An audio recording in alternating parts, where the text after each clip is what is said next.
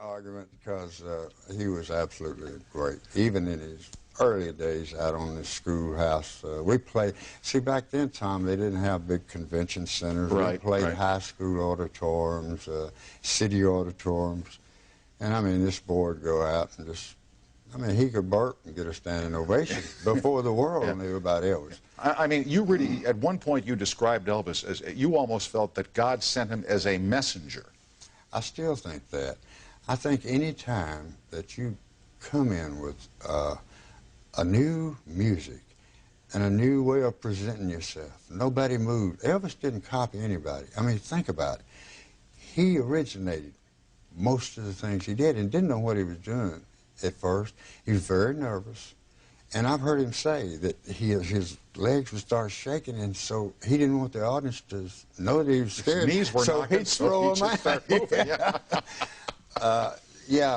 People say to me a lot, even now, they say, Carl, when is this Elvis mystique going away? I mean, you know, every year in Memphis, this year I will work his 20th anniversary of his death there.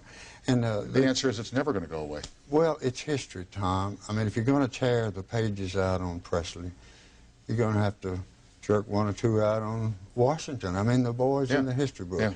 Because he gave America what they needed at the time. The 50s was a great era, man. I want to ask you here the difference between something that you, I'm going to say you invented it, you and a couple of other people, called rockabilly. Yeah. And rock and roll, but I got a break waiting that I must do. We are talking tonight with the incomparable Carl Perkins. His newest CD is called Go Cat Go. The toll-free is up and running at 800-952-2788, and we'll be right back after these messages. Honey, they have to let you go for my persuasion. Well, you can do anything, but they have to persuade you.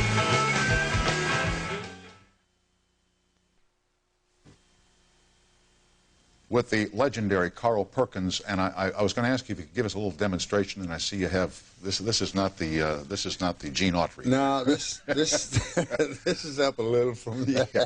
The difference between the sound of rockabilly and rock and roll. Well, the first rockabilly record to be recorded was by Elvis, and it was a Bill Monroe country classic. Bill did it like Blue Moon of Kentucky, keep on shining. Oh, shine on the one that's gone and proved untrue. Now, the only difference in that and rockabilly is I said, Blue Moon of Kentucky, won't you keep on shining? Yeah, shine on the one that's gone and proved untrue. Let me tell you, Blue Moon of Kentucky, won't you keep on shining? Shine on the one that's gone and proved untrue. You know that you have saved about a half an hour of conversation with that demonstration. That is true. The picture is truly worth 1,000 words. Thank you. Here is Jay on the toll-free in Hamilton, Ontario. Hi, Jay, and welcome to CBS. Well, good evening, Tom. Good evening, sir. My question for Carl, was there any rivalry between you and Elvis? No, not at all. I knew when I first saw him there never would be. Then because of the way he looked and his musical abilities were just absolutely amazing. He was a wonderful guy. No, there was never any rivalry or animosity between Elvis and I. What is the story where one time he suggested to you that you put some makeup under your eyes or eyeliner or something? Didn't you see him highlighting his eyes one time? Mm-hmm. What was that? Well, he'd do that. He had a little Maybelline eye stick, whatever that is, and he doctored the bottom of the mascara, eyelashes. Huh? Yeah, that's it. Yeah. And I said, "What you doing, boy?" He said, "Well, it looks good from the audience." He said, "Try it," and I stuck it in my eye and did not do it. I mean, I couldn't follow that. It tickles. You know? So I just faced the world as it was. Yeah. Do you, Jay, I don't know if you're old enough to recall Blue Suede Shoes back in 1955 and what an enormously huge record that was. It was great, that's for sure. They were both legends. Thank you. I'm glad you called, Jay, and thanks for watching us, okay? Thank you. When you wrote Blue Suede Shoes, where did the idea come from? What happened? You must have seen something, been somewhere. I was playing one of the tonks near my hometown, and I've been watching this boy and girl jitterbugging, and they were really good. You know, when you're playing and you pick out that certain pair that really was rocking. And they finished their dancing when I finished the song right in front of the little bandstand where I was playing. And he said to her in a good stout tone, he said, don't step on my suedes. Well, I hadn't owned a pair of them shoes at that time. They were getting kind of popular around Jackson and Memphis. And she said, oh, I'm sorry. Excuse me? Yeah, and it looked hurt. And I thought, you fool. I mean, that's a stupid shoe. That's a pretty girl, man. Yeah, pay some attention to the lady. Never mind. As you said, you can get more shoes. There you go.